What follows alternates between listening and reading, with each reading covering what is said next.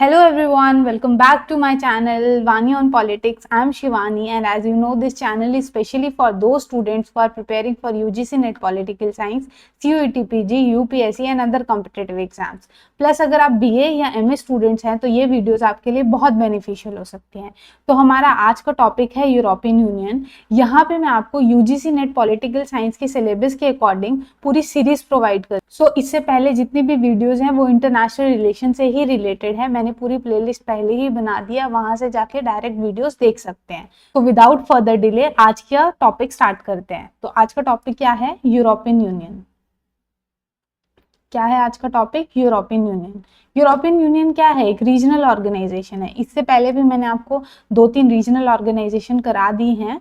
ये European union एक regional organisation है। अब ये क्यों बने? European union is a group of European countries that work together. European union क्या है? यूरोपियन कंट्रीज का ग्रुप है जो कि एक साथ काम कर रहे हैं for the economic cooperation in matters पे political stability, free trade and peace in Europe. तो ये जितनी भी कंट्रीज हैं यूरोपियन कंट्रीज ही हैं, ठीक है। ये सब मिलकर जो है अपने बेटरमेंट के लिए काम कर रहे हैं। सो ऑब्वियसली आपको पता ही है जितने भी इंस्टीट्यूशन या ऑर्गेनाइजेशन बनती हैं उसके जो मेंबर्स होते हैं वो अपने बेनिफिट के लिए ही बाकी ग्रुप के मेंबर्स के साथ जो है टाई अप करते हैं, सो दैट वो अपने बेटरमेंट के लिए भी और सामने वाले के बेटरमेंट के लिए भी काम कर सकें। तो ये जो कंट्रीज हैं ये एक साथ आके इकोनॉमिक कॉपरेशन की बात कर रही हैं, पॉलिटिकल स्टेबिलिटी की बात कर रही हैं, फ्री ट्रेड की बात कर रही हैं और सबसे इम्पॉर्टेंट यूरोप में पीस मेंटेन रहे, इसको लेकर डिस्कशन और मेक श्योर कर रहे हैं। अभी आज के टाइम में देखें तो 27 मेंबर्स हैं यूरोपियन यूनियन में और ये ऑफिशियली कब बनी थी? 1993 में। अब यहाँ ऑफिशियली वर्ड क्यों यूज हुआ है इसके बाद हमें पता चल जाएगा। तो ये फॉर्म हुई थी 1993 में। 27 कंट्रीज मैंने पहले ही बताया, बट यूके जो है इसने विड्रॉ किया था 2020 में। इसका मोटो क्या रहा है? यूनिटी इन डाइवर्सिटी, ठीक है, कि सारी कंट्रीज एक साथ मिलकर यूनाइट रहेंगी, इतना तो पता ही है। सो यूरोपियन यूनियन कब बनी? After World War II, European countries wanted to prevent future war, improve economic growth, strengthen cooperation. So countries started working together economically first, then politically. तो World War II के बाद क्या था? यूरोपियन कंट्रीज क्या चाहती थी कि वो फ्यूचर वॉर को जो है अवॉइड कर सकें और अपनी जो इकोनॉमिक कंडीशन है उनको इम्प्रूव कर सकते हैं, क्योंकि आपको पता है वर्ल्ड वॉर 2 के बाद जो है हर कंट्री की इकोनॉमिक कंडीशन जो है एकदम खत्म हो चुकी थी, इतना डिवास्टेटेड था सब, है ना। तो अब यहाँ पे जो सबसे बड़ी कंट्री यूके, जिन्होंने पूरी दुनिया पे राज किया, सबसे ज्यादा बुरा हाल तो इन्हीं का था। तो अपनी फाइनेंशियल कंडीशन को बेटर बनाने के लिए, इकोनॉमिक ग्रोथ लाने के लिए ये इस यूनियन में सभी कंट्रीज ने पार्टिसिपेट किया। So country started working together economically first, then politically. तो ये जो ग्रुप है, कंट्रीज का ग्रुप है, ये कंट्रीज पहले एक साथ काम करना स्टार्ट किया इन्होंने इकोनॉमिक कंडीशन पे, फिर धीरे धीरे ये इवॉल्व होती गई और पॉलिटिकली इन्होंने पॉलिटिकल मैटर पे इन्होंने डिस्कशन शुरू कर दी। मैंने पहले ही बता दिया 27 कंट्रीज हैं located in Europe. 19 out of 27 adopted euro currency. 27 में से 19 कंट्री जो हैं इन्होंने यूरो करेंसी जो है अडॉप्ट कर लिया, मतलब इनकी करेंसी सबकी एक ही कॉमन है।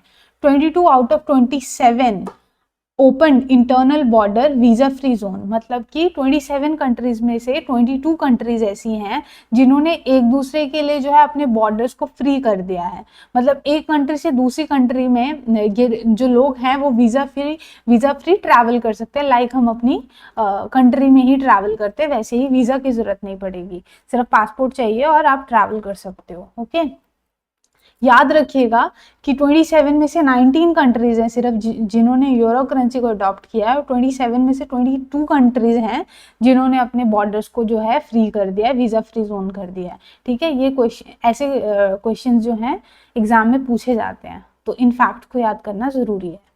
अब इसकी इवोल्यूशन कैसे हुई है मैंने आपको पहले ही बताया, जब मैंने आपको बोला कि ऑफिशियली ये 1993 में फॉर्म हुआ। ऑफिशियली वर्ड क्यों यूज किया है? अभी जैसे इसकी शुरुआत कैसे हुई? इकोनॉमिक मैटर से शुरू हुई, फिर इन्होंने इवॉल्व होकर पॉलिटिकल मैटर पे भी डिस्कशन स्टार्ट की। तो एवोल्यूशन कैसे हुई? सबसे पहले तो European coal and steel community बनी 1951 में, ये वर्ल्ड वॉर 2 के बाद का एरा है।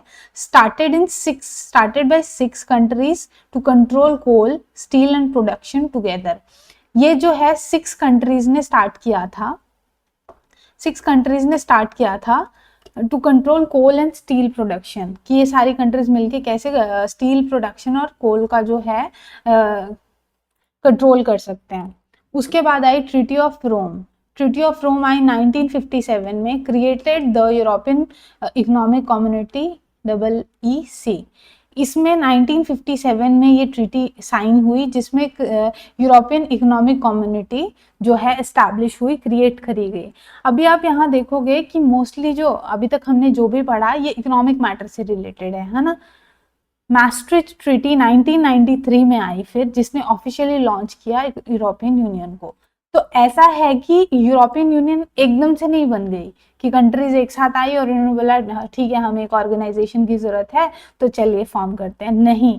पहले ये इवॉल्व हुई है with time, series of agreement sign हुए हैं, सीरीज ऑफ डिस्कशंस हुई हैं टाइम टू टाइम, और एट द एंड जो है इन कंट्रीज ने सोचा बहुत हो गया सिर्फ इकोनॉमिक मैटर पे डिस्कशन करना, अब अपनी एक ऑर्गेनाइजेशन फॉर्म करते हैं जिसका मोटिव थोड़ा ब्रॉड हो, है ना। तो अब सिर्फ इकोनॉमिक मैटर पे डिस्कशन नहीं हुआ, पॉलिटिकली भी डिस्कशन हो रही है।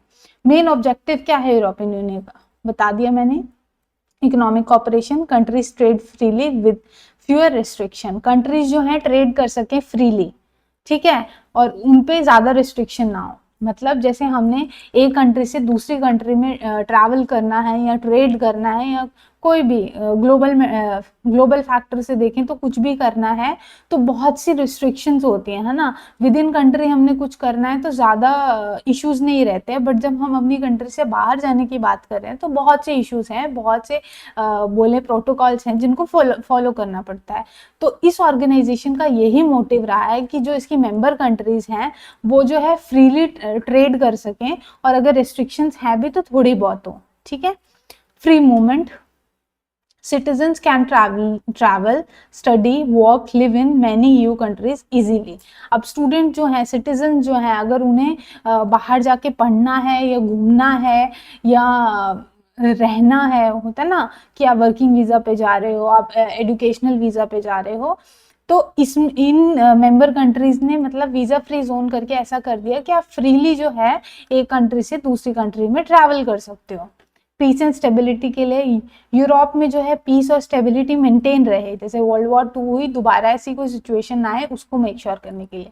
बिकॉज आपको पता है ज़्यादातर मैटर्स जो है यूरोप से ही स्टार्ट होते हैं, फिर तो बाकी कंट्रीज बीच में इन्वॉल्व होती हैं, क्योंकि जैसे अभी करंटली जो भी सिचुएशन चल रही है ये यूरोपियन कंट्रीज को क्या है पता नहीं, इनको कुछ भी है तो वॉर चाहिए। You promote diplomacy and cooperation, you जो है डिप्लोमेसी प्रमोट करता है और कॉपरेशन, ठीक है। इन कंट्रीज के बीच में डिप्लोमेटिक रिलेशंस हैं और कॉपरेशन।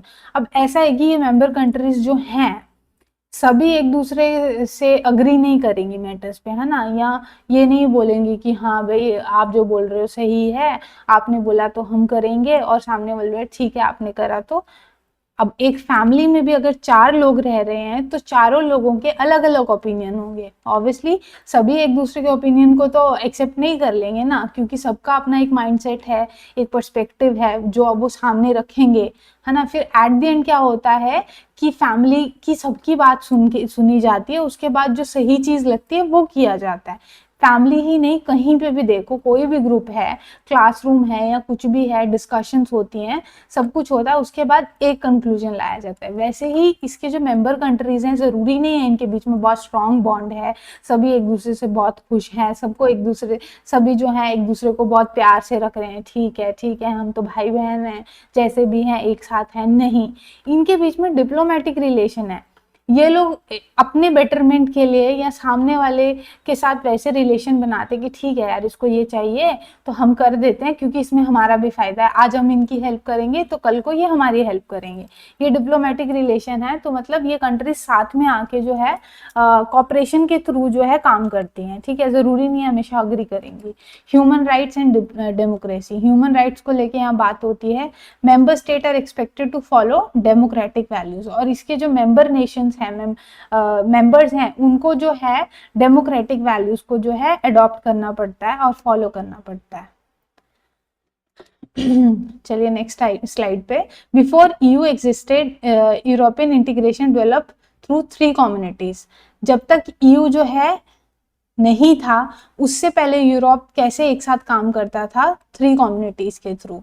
पहली है हमारी European coal and steel community, मैंने आपको बताया पहले, establish by treaty of Paris. ये जो है ट्रीटी ऑफ पेरिस से जो है एस्टैब्लिश की गई थी और इसका काम था फ्री ट्रेड। सेकेंड है यूरोपियन इकोनॉमिक कम्युनिटी, जो कि 1955 में आई, created by treaty of Rome for common market. ठीक है।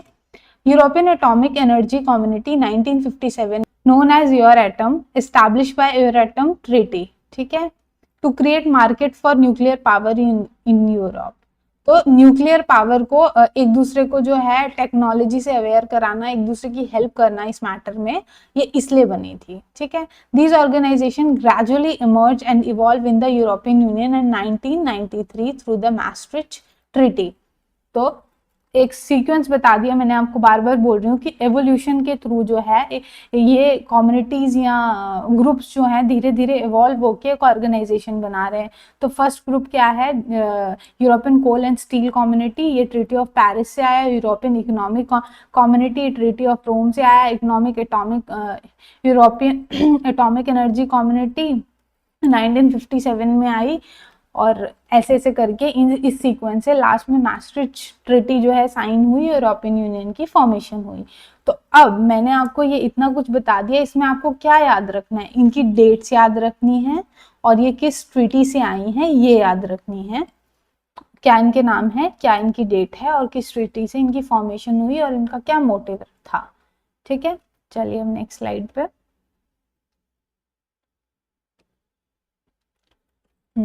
Major institutions of EU. Major institution क्या है इसके? यूरोपियन कमीशन सबसे पहले प्रपोज लॉज, इम्प्लीमेंट्स पॉलिसीज। एक इसका मेजर मेन इंस्टीट्यूशन है यूरोपियन कमीशन। इसके अंदर क्या होता है? लॉज को प्रपोज किया जाता है, लॉज लाए जाते हैं और पॉलिसी कैसे इम्प्लीमेंट की जाएगी, पूरा प्रोसीजर जो है इसके थ्रू जो है हैंडल होता है। उसके बाद है European parliament, directly elected by EU citizens. इसकी एक अपनी पार्लियामेंट भी है और इसको डायरेक्ट कौन वो करते हैं, इलेक्ट करते हैं? यूरोपियन यूनियन के जो सिटीजन्स हैं वो। Council of European union represent member governments. इसमें जो है यूरोपियन यूनियन में क्या है, मेंबर गवर्नमेंट जो है अपने आप को रिप्रेजेंट करती हैं। European council include head of member countries. इसमें क्या होगा, यूरोपियन काउंसिल में जो मेंबर कंट्रीज के जो हेड हैं वो इसमें होंगे। Court of justice of European Union ensure EU laws are followed. Sorry, okay. इसका क्या काम है? जस्टिस ऑफ यूरोपियन कोर्ट है जो कि मेक श्योर करता है कि सभी मेंबर कंट्रीज जो है ईयू के जो लॉज हैं उनको फॉलो कर रही हैं या नहीं। ओके। तो ये मेजर इंस्टीट्यूशन है ईयू के। ठीक है। चलते हैं, अभी ये याद रखिएगा कौन कौन से इंस्टीट्यूशन है। अब ये एक इम्पॉर्टेंट चीज है, यूरोपियन पार्लियामेंट के जो है इलेक्शन होते हैं हर 5 साल बाद। ठीक है। और इसके जो मेंबर कंट्रीज हैं, मेंबर नेशंस हैं, उसके सिटीजन जो हैं इसमें वोट करते हैं। Challenge face by EU. कौन कौन से चैलेंजेस जो हैं इसने फेस किए? ब्रेक्सिट, यूके लेफ्ट ईयू इन 2020। ठीक है। जब ईयू ने जो है जब यूके ने जो है यूरोपियन यूनियन को छोड़ा था तो ये कंसेप्ट, ये वर्ड इमर्ज हुआ था। इसका फुल फॉर्म क्या है? Britain plus exit, Brexit. ठीक है। उसके बाद economic differences. Some member countries are richer than other countries. कुछ मेंबर कंट्रीज जो हैं अदर कंट्रीज से जो है अमीर हैं। Migration issue, managing refugees and migration remain difficult. Nationalism, some people believe EU reduce national sovereignty. ठीक है। अब इसको पूरी तरह से समझना है तो मैं बताती हूँ आपको कि इनका मतलब क्या है। ओके। तो यूके ने क्यों छोड़ा था? ठीक है। यूके ने छोड़ा कि इन्हें लग रहा था कि यूरोपियन यूनियन की वजह से इनकी जो कंट्री है, इनके जो नेशन की सॉवरेनिटी है वो हैम्पर हो रही है। ठीक है, ये जो है ट्रेड के जो अग्रीमेंट साइन हो रहे हैं उन्हें इंडिपेंडेंटली साइन करना चाहते थे, ना कि इस यूनियन के थ्रू। ठीक है, तो ये अपने आप में बोले ना कि इनके कंट्रोल में नहीं आना चाहते, यूरोपियन ऑर्गेनाइजेशन जो है, यूनियन जो है, इनके कंट्रोल में नहीं आना चाह रहा था यूके, तो इन्होंने 2020 में एग्जिट कर दिया यूरोपियन यूनियन को। अब इकोनॉमिक डिफरेंसेस क्या है? इकोनॉमिक डिफरेंसेस की बात करें तो कुछ कंट्रीज जो हैं बहुत अमीर हैं, कुछ कंट्रीज जो हैं बहुत पुअर हैं, है ना। अब अमीर लगा लो जर्मनी, फ्रांस, यूके भी था। ठीक है, इनके जैसी कंट्रीज बहुत रिच हैं, तो इनको जो है ज्यादा कंट्रीब्यूशन देना पड़ता है। ये कंट्रीब्यूट करते हैं यूनियन में, और उसके बाद जो जो पुअर कंट्रीज हैं जैसे कि ग्रीस, रोमेन, है ना, इनकी जीडीपी जो है बहुत लो है, तो इन कंट्रीज को तो हेल्प की जरूरत है, लोन चाहिए, है ना, असिस्टेंस की जरूरत है। तो ये अमीर कंट्रीज जो हैं पुअर कंट्रीज की को असिस्ट कर रही हैं। तो ये इकोनॉमिक डिफरेंस बहुत ज़्यादा था, ये बहुत बड़ा चैलेंज है यूरोपियन यूनियन के लिए। अब एक माइग्रेशन इशू है, जैसे वॉर हो रही है, अभी आप देख लो जैसे यूक्रेन जैसी जगह पे जो वॉर्स हो रही हैं, अब इनसे जो रिफ्यूजीज निकल रहे हैं उनको अब किसी कंट्री में तो बोलते हैं ना जगह चाहिए। अब जैसे मैंने आपको कहा कि इन्होंने तो वीज़ा फ्री जोन कर रखा है, तो ये इजीली ट्रैवल कर सकते हैं। तो जब ये दूसरी कंट्री में जा रहे हैं तो इनको वहाँ पे हेल्प चाहिए कि हाँ भाई हम रिफ्यूजी हैं, अब आप हमें अपनी शरण में ले लो, वैसे वाली बात। लेकिन अब जो जा रहे हैं उस वजह से जिस कंट्री में जा रहे हैं उनको इश्यूज हो रहे हैं, उनको प्रॉब्लम हो रही है। ठीक है, उनके एजुकेशन सिस्टम में, उनके वेलफेयर में, उनकी हेल्थ केयर फैसिलिटीज में उनको चैलेंजेस फेस करने पड़ रहे हैं। जितनी पॉपुलेशन बढ़ती जाएगी उतनी दिक्कत आती जाएगी, राइट। अब nationalism, some people believe that EU reduces national sovereignty. जैसे मैंने आपको पहले बताया यूके को भी यही इशू लग रहा था, क्योंकि यूरोपियन यूनियन के एक अपने लॉज हैं, रेगुलेशन है, इसके इलेक्शंस भी आपने देखा, जैसे सबको इन्वॉल्व होके जो है इसमें पार्टिसिपेट करना पड़ता है। तो इस वजह से नेशंस को एक वो फीलिंग आती है कि हमारी सॉवरेनिटी जो है हैम्पर हो रही है इस वजह से। तो ये बहुत बड़े चैलेंजेस हैं जो यूरोपियन यूनियन को फेस करने पड़ रहे हैं। ओके, अब आइए नेक्स्ट स्लाइड पे, ये है करंट, हाँ, तो ये है करंट अफेयर्स यूरोपियन यूनियन के। अब करंट अफेयर्स तो याद रखने ही हैं कि क्या चल रहा है currently. India you free trade agreement, सबसे पहले इंडिया ने और यूरोपियन यूनियन के बीच में एक अग्रीमेंट साइन हुआ है। India and you have concluded negotiation on the landmark FTA to increase trade, investment, market access and cooperation in digital trade and sustainable development. So European union और India के बीच में एक trade agreement sign हुआ है, जो कि किन matters पे जो है इन्होंने नेगोशिएट किया है, ट्रेड, इन्वेस्टमेंट या मार्केट एक्सेस, इन सब चीज़ों को लेके इन्होंने नेगोशिएट किया है, कॉपरेट किया है, और सस्टेनेबल डेवलपमेंट को के इशू पे जो है इन्होंने डिस्कशन किया है। India EU strategic partnership, India और यूरोपियन यूनियन जो है ना बहुत से मैटर पे डिस्कशंस कर रहे हैं, आपस में पार्टनर बन रहे हैं। The 16th India EU summit focus on clean energy, green mobility, climate change, digital connectivity, maritime security and supply chain resilience. Both sides reaffirm their commitment to a rules based international order. ठीक है, ये आपने समझ लेना है कि इन matters पे जब 16 सबमिट हुई इंडिया ईयू की, इन्होंने इन मैटर्स पे जो है फोकस किया। क्या? Clean energy, green mobility, climate change, digital connectivity, maritime security, मतलब इन सब चीज़ों को लेके इन्होंने बात की कि हम कैसे कैसे ये चीज़ें कर सकते हैं। Okay, Ireland holds EU council presidency 2026। 2026 में जो है ईयू की काउंसिल प्रेसिडेंसी अभी किसके पास है? आयरलैंड के पास। Ireland has taken over the rotating presidency of council of Europe union. Key priorities include support of Ukraine, EU enlargement, security and cooperation competitiveness। ठीक है, तो ये क्या होता है, इनकी जो प्रेसिडेंसीज हैं, ठीक है, वो साल टू साल जो है क्या होती हैं, रोटेट होती हैं, कि जितने मेंबर कंट्रीज हैं उनमें जो है रोटेट होगी। तो इस साल की जो है आयरलैंड को मिली है और किन इश्यूज पे बात हो रही है, क्या हो रहा है वो बताया। Ukraine EU membership, the EU continues to support Ukraine accession process, candidate status has been granted but membership depend on reform and meeting EU conditions.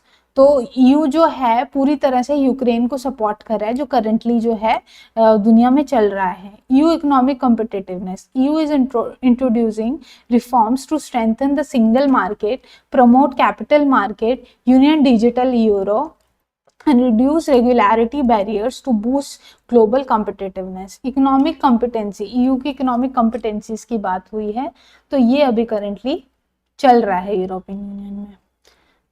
Capital market को कैसे प्रमोट करेंगे, डिजिटल यूरो की बात कर रहे हैं, to reduce regularity barriers, to boost global competitiveness, इन चीज़ों को लेके। अभी इन चीज़ों को आप एक बार गो थ्रू कर लीजिएगा, ज़रूरी होती हैं। तो जब भी आपका एग्ज़ाम हो रहा है, ये वीडियो आप जब मर्जी देख रहे हैं, बट एक चीज़ का ध्यान रखिएगा, ये कंसेप्ट, अग्रीमेंट्स, ये सब तो जो है आते ही आते हैं, बट ऑर्गेनाइजेशन जो है इनको लेके करंट अफेयर ज़रूर आते हैं। ठीक है, तो आपको डेली न्यूज़पेपर पढ़ना है या करंट अफेयर्स की वीडियोस देखिए, बट ये चीज़ें याद रखिए कि currently international relations, international level पे या ग्लोबल लेवल पे क्या क्या इश्यूज चल रहे हैं, और कंट्रीज आपस में, स्पेशली इंडिया के परस्पेक्टिव से देखें तो क्या क्या जो है चल रहा है, ये आपको पता होना चाहिए। आपका सपोज एग्जाम 6 महीने बाद है, तो 6 महीने के जितने भी करंट अफेयर्स हैं वो आपको याद रखने हैं। उससे पहले के तो उतने पूछे नहीं जाते हैं, पर करंटली जो चल रहा है वो पूछे जाते हैं, और मेजर अग्रीमेंट्स या ट्रीटीज जो साइन हुई हैं, मेजर इश्यूज जो हुए हैं, उनको लेके क्वेश्चंस आ जाते हैं, और तो ज़्यादा कुछ है नहीं। ठीक है, अब वो भी मैंने आपको प्रोवाइड कर दिया है, treaty and agreements year wise दे दिए मैंने, और उनकी इंपॉर्टेंस क्या है वो भी बता। ट्रीटी अग्रीमेंट,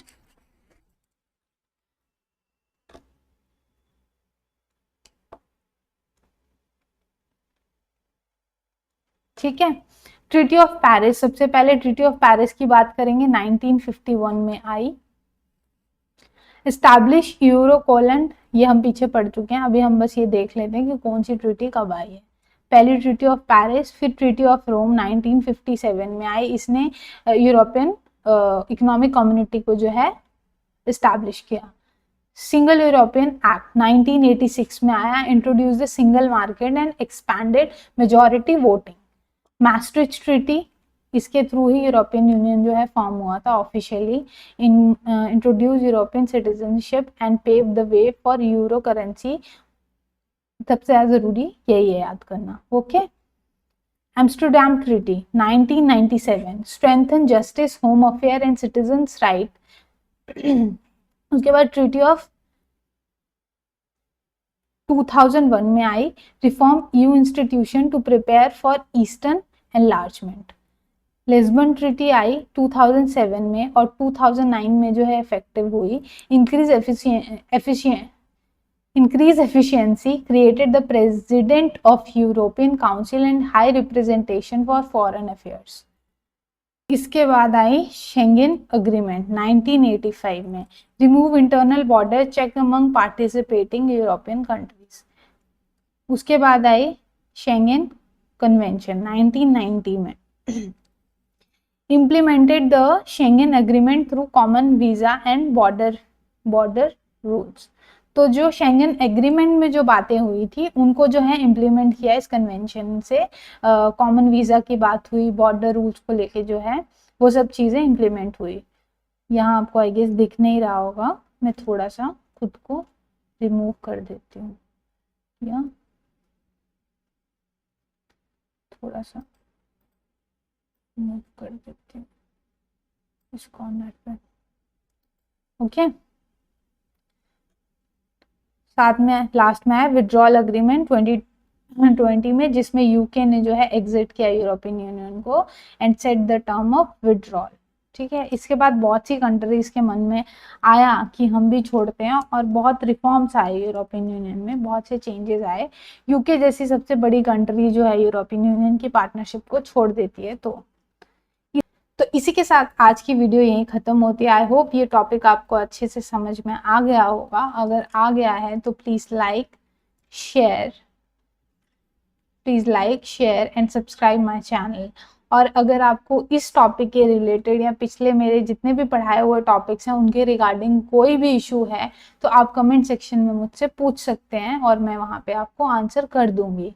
और अगर फिर भी आपको कहीं ना कहीं डाउट्स लग रहे हैं तो इस वीडियो को दोबारा देखिए, एक बार दो बार जितनी बार भी देखना है देखिए, आपको समझ आ जाएगा। कोई रॉकेट साइंस नहीं है इन टॉपिक्स में, बस ऑर्गेनाइजेशन है, कब बनी है, क्या मेजर इश्यूज रहे हैं, करंटली क्या चल रहा है, एग्जाम में यही पूछा जाता है और आपको यही पता होना ज़रूरी है। और ये मेरे इंस्टाग्राम और टेलीग्राम हैंडल है, मुझे यहाँ पे भी फॉलो कर लीजिए। यहाँ पे आपको डेली अपडेट्स मिलती रहेंगी और इंस्टाग्राम पे मैं आपको शॉर्ट वीडियो, शॉर्ट रील्स के थ्रू नए नए टॉपिक्स, नए नए कंसेप्ट जो हैं समझाती रहूँगी। So till then, goodbye, good luck.